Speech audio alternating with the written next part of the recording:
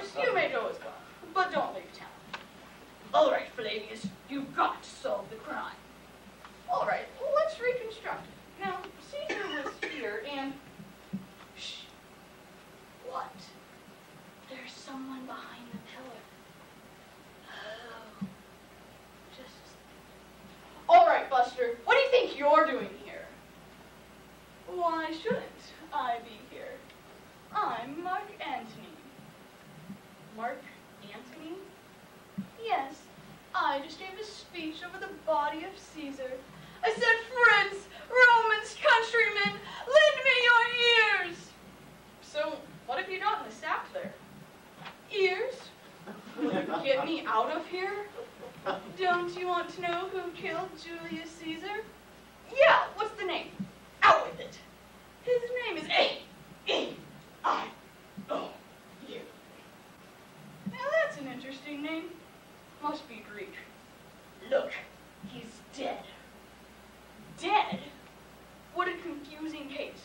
All I have for evidence are 2 dead bodies and a sack full of ears. All right, Flavius, I'm paying you 100 drachmas a day. 125 drachmas a day. All right, you've got it good here. I've got a sack full of ears. Come on, Flavius, you've got to solve the crime. All right, don't get your toga in a knot. I've got this pal, Claudius. He'll have some answers for me. That's the idea. Get amongst the people. Ask questions. Claudius's Bar and Grill is where I get all of my answers. It's a small place with a few tables and a guy in the back with a cool lead pipe. Hey, Flav. Hey, Claudius, I'm working this Julius Caesar case. Got any ideas? Try the dame in the back. All right, sister, start talking. I told him, Julie, don't go! Julie, don't go! Out, out, out! You know, Flav, I think I know who you're talking about. You mean Mr. Big? Yeah, his name is A-E-I-O-U. Now that's a name I'd like to write down. Got a chisel? Claudius? Claudius? I would never get any more conversation out of him. He was dead. Hey, Flavius. Brutus, what are you doing here? Looking for you. Who's that on the floor? Claudius, the bartender. That's a funny place for him to be holding a knife. In his back. Yeah, they got him right in the portico. Oh, that's even more painful than the rotunda. Well, who do you think killed Julius Caesar? I started to think, and slowly the pieces were fitting together. Brutus was the only man around when all 3 men were killed. Caesar, Antony, and the bartender. I put 1 and 2 together and came up with 4. All I had to do was make my move. Well, who do you think killed Julius Caesar? Only 1 man could have done it. Oh yeah, who? Let's not play games here, Brutus. Or should I say, Mr. Big? What are you implying? If the sandal fits, wear it. You bumped off Big Julie. You're out of your head. I hired you to find the killer. Pretty smart, but not smart enough. Now, are you going to talk, or do I have to call a couple of centurions in to lean on you? All right, I admit, I killed Julius Caesar, and I'd do it again. That's all I wanted to hear. Now, come on, I'm taking you down the Tiber for a long stretch. I'll call a chariot, and we'll go downtown. Don't move unless you want a dagger in your toga. What? I'm getting out of here. Don't try and stop me. He had the drop on me, and I couldn't stop it. But I knew where he was going. To the scene of the crime, the Senate. All right, Brutus, this is Flavius Maximus. Now come out. Come and get me. We've got the place surrounded with a stakeout. Now lay down your sword and come out with your hands up. Come and get me, you dirty, rotten flatfoot. Get smart, Brutus. We'll smoke you out. We'll throw in some incense. We'll throw in an onion on a spear. I don't care what you do. All right, you asked for it. All right, all right. Now, if you'll excuse me, I have a date with a doll. Are you sure your husband won't mind? Frankly, I don't care.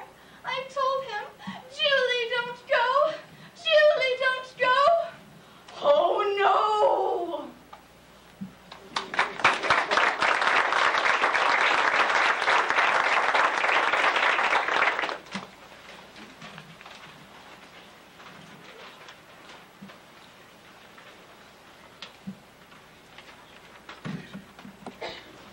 How's your luck?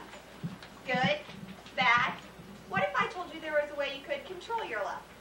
Well, according to the Chinese, there is, and it is called feng shui. The Chinese believe it is possible to remedy problems and to attract health, wealth, and happiness by using feng shui. Feng shui truly means wind and water, and as most of us know, wind and water can be used to produce energy. Feng shui is supposed to let us control and direct natural forces and allow us to use that energy constructively.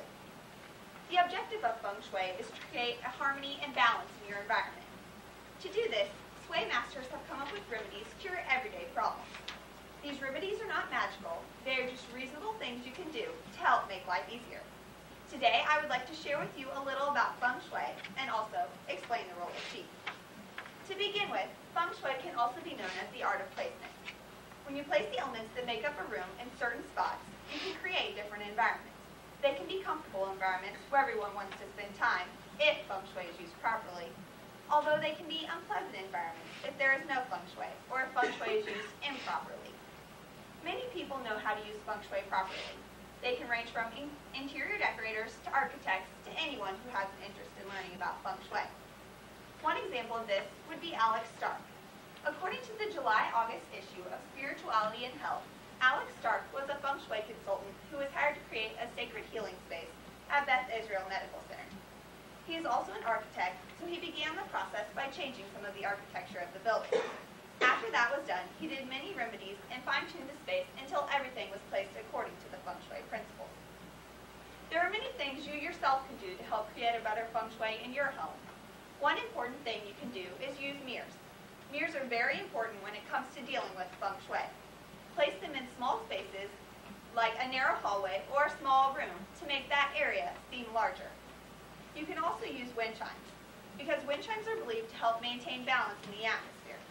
But you have to be careful, because a wind chime in your garden may seem pleasant to you, but it could be bothering your neighbor. Another way you can control feng shui is the way you light your home. Avoid using dim lights because they can cause headaches or depression. The use of candles is good where you're trying to encourage conversation. One last thing you can do is use plants, because plants are, in Chinese philosophy, it is believed that if your plants are doing well, then so is your health. Feng Shui has one major intention, and that is for you to take control of your life and create your own luck. Willpower is the most important part of Feng Shui. The cures will have an impact even if your heart isn't in it, but you will get better results if you are determined in what you do. The placement of elements in a room is only one part of Feng Shui. There's another part, and that is Qi. Qi is the principal force Feng Shui considers. According to the March 2004 issue of the 10-Minute Clutter Control, Qi is the life-giving energy of the universe that flows through everything. An example of Qi would be the use of needles by acupuncturists to eliminate blockages and allow energy to move more freely in the body. Many things can block Qi, but one of the most common is clutter. Qi is supposed to move about a space like you and I do, so if it is hard for you to get around your space, then you do not have good energy in your home.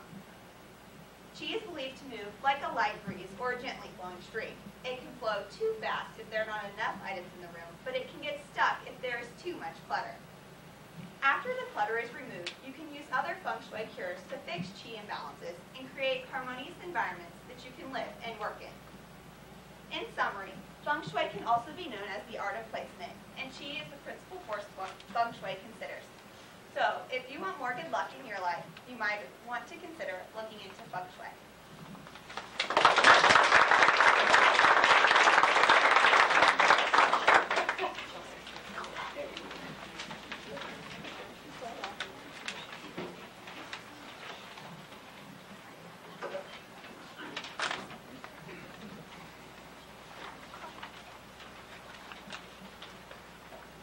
afternoon at the army recruiting station.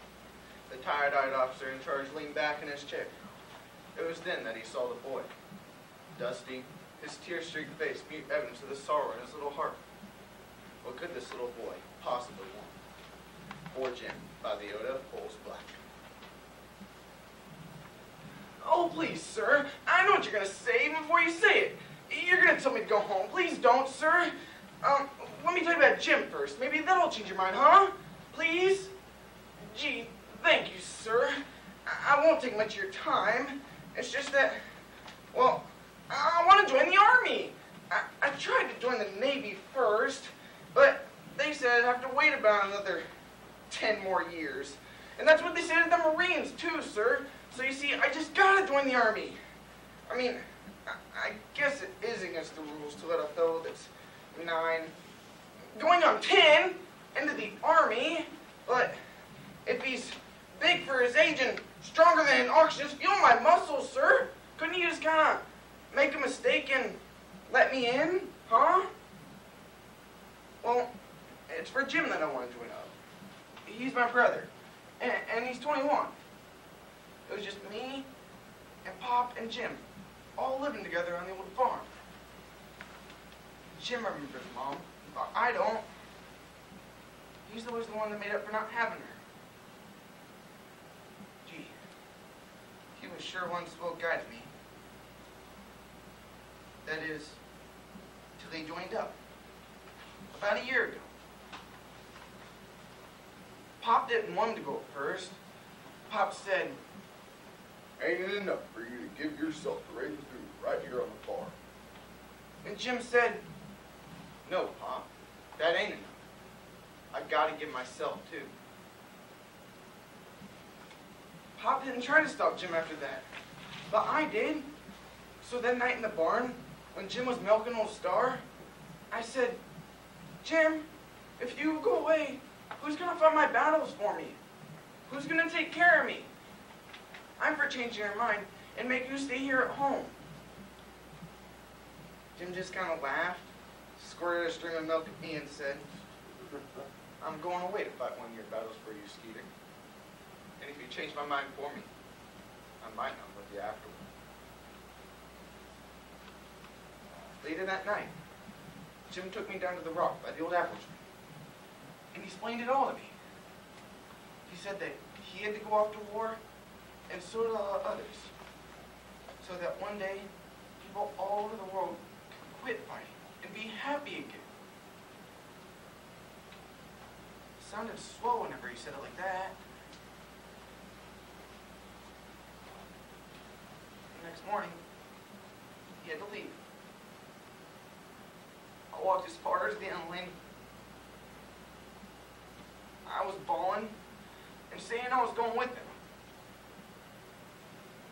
And then he kneeled down, and I'll never forget what he said to me. He said, "Little boys can't go to war, and I'm glad. Because big boys go for the sake of little tykes like you. Now, you be good and take care of Pop. And someday, I'll come home, and we'll go fishing for crappies down Blue Lake."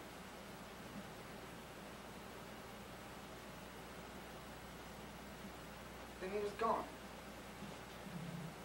I watched him until he was just a speck, going up over the hill, carrying his old sachet with Pop's Bible and Mom's picture and his razor and things.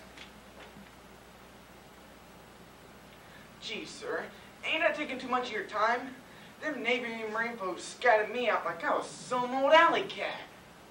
Well, thanks, sir. Thanks a lot. What'd I do after that? Well, there wasn't much I could